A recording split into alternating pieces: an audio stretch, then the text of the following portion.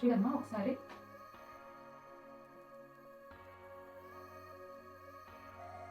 ఇటువైపు చూడు.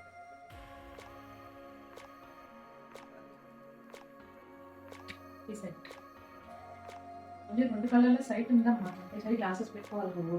ఎప్పటి నుంచి ఇలా నీకు బ్లడింగ్? 1 మంత్ అండి, 1 మంత్. ఇంతకుముందు ఎప్పుడు చెక్ చేయించుకోలేదు. ఒకసారి గ్లాసెస్ అయితే పెట్టుకోవాలి. 1.5 దాకా ఉంటుంది సైట్ అనేది. కంటిన్యూగా రెగ్యులర్గా పెట్టుకోవాల్సిందే మేడం. పెట్టుకోవాలి. అంటే కాలేజ్కి వెళ్తాను మేడం, కాలేజ్లో ఏడ్పిస్తాను మేడం. ఏడిపిస్తే ఏముంది? అది కంఫర్టబుల్గా కూడా అనిపిస్తుంది మేడం. ఎప్పుడు గ్లాసెస్ యూస్ చేయాలంటే అలవాటు పడలేదు.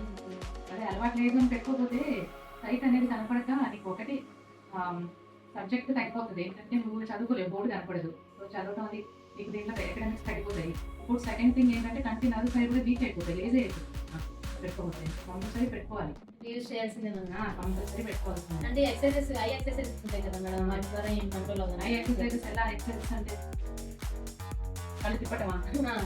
సర్కిల్స్ ఎలా ఉంటాయి కదా, పైకి కిందకి చూడమంటారు, సైడ్ చూడమంటారు, రౌండ్గా తిప్పమంటారు. అయ్యా వాటి వల్ల ఏం అసలు ఇంప్రూవ్మెంట్ అనేది ఉండదు అన్నమాట. సైట్ అనేది కంట్రోల్ అవుతుంది. సైడ్ ఏం కంట్రోల్ అవుతుంది. కంపల్సరీ గ్లాస్ పెట్టుకోవాలి. ఒక ఏజ్ వచ్చినాక వద్దు అనుకుంటే మనం వేరే ఏదైనా ట్రీట్మెంట్ ఇవ్వచ్చు. లేక ట్రీట్మెంట్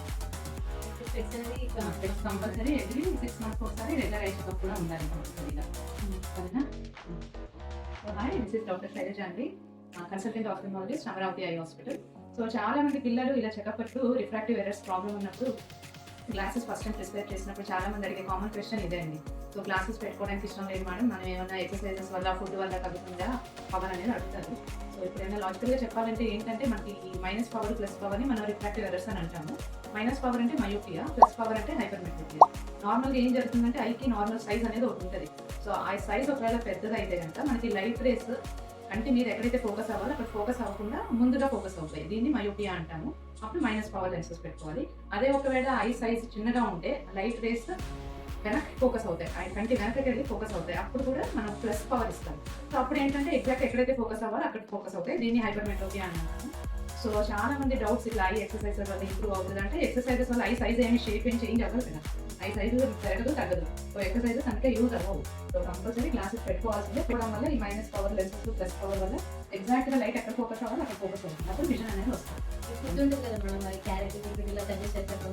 ఫుడ్ తీసుకోవడం వల్ల healthy diet, balance diet maintain చేస్తే ఇప్పుడు కంటికి క్యారెట్ మంచిది కదా, రెగ్యులర్గా క్యారెట్ తీసుకున్నా మంచిది కాదు.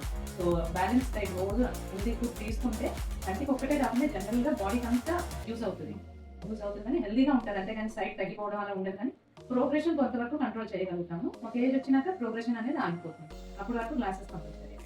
సో రెగ్యులర్ ఫాలోఅప్స్లో ఉండాలి. Thank you.